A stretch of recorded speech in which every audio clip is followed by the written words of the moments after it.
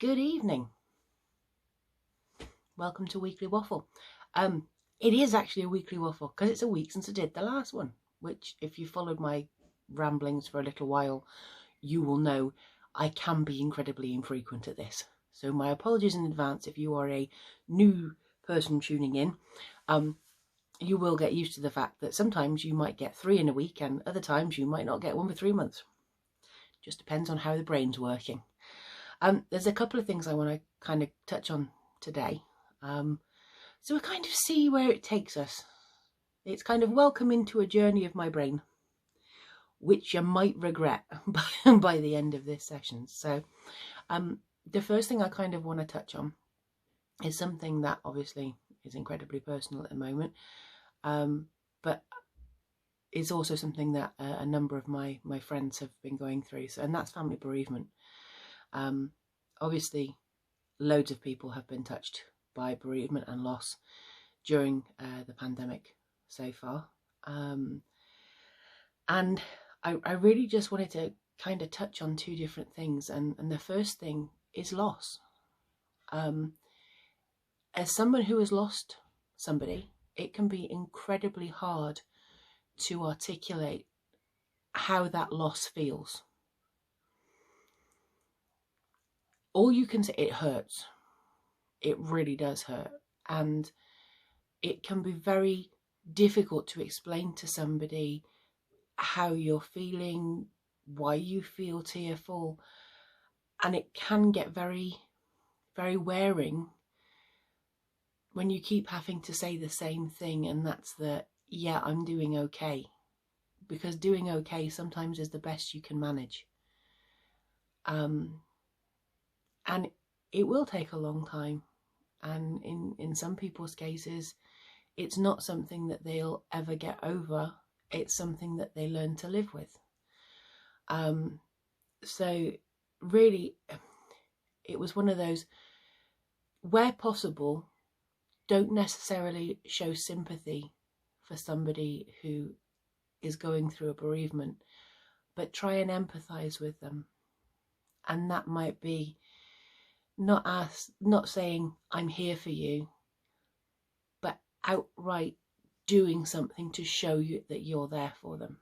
And that can be, you know, I've been lucky, I've had people do this, so that's how I know how much of a benefit it is. And that's reaching out and saying, let me bring you this, I've just sent you so and so, or, you know, anything, a quote, a gift, a card, anything to say that you're there for them, rather than saying, if you need me, give me a call. Because sometimes it can be incredibly hard to reach out when you're the person going through the pain, because you don't necessarily know what to say to the person who wants to offer help, because you don't know the kind of help you need. So, and I try not to get upset about that. So, one of the other things that I kind of wanted to touch on today is sort of related, really, and it's something I've hammered on about a number of times before, and particularly now, when we were trying to put together some photographs to go on the front of my grandmother's order of service. I found 4 photographs of my nan. One that was taken in about 1958 when she was a very young lady. One taken when I was about 4 years old and she was sitting with me under the Christmas tree. And then a couple more in later life. But the one thing that really touched me when I looked through the albums and the photographs is all the photographs that I have with my nan. I am so lucky to have those memories. To be able to look at photographs of me as this tiny little baby, as this chubby, obnoxious toddler that did not want to sit on my nan's knee. I wanted to play in the garden pond.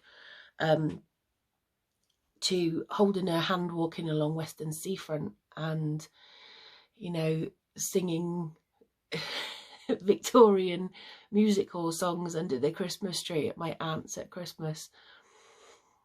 And it was so nice and so reassuring to look back on those things and know that I have that bank of memories, that I can look at that book and I can instantly be there.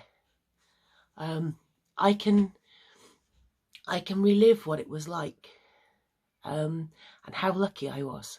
It's not just in my head, it's something visual. So what I really wanted to say was, there are a lot of people who, particularly during lockdown, are experiencing difficulty with weight gain and anxiety-ridden bad skin, bad hair, whatever, who are saying, oh, I don't want pictures of me taken right now. You never know how valuable that picture is going to be.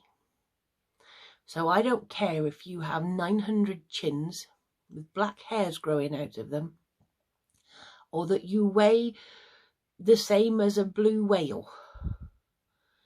Take the damn photograph. You don't know how much that would mean to somebody when you're not there anymore. Those photographs are important. They are memories. They are aide-memoirs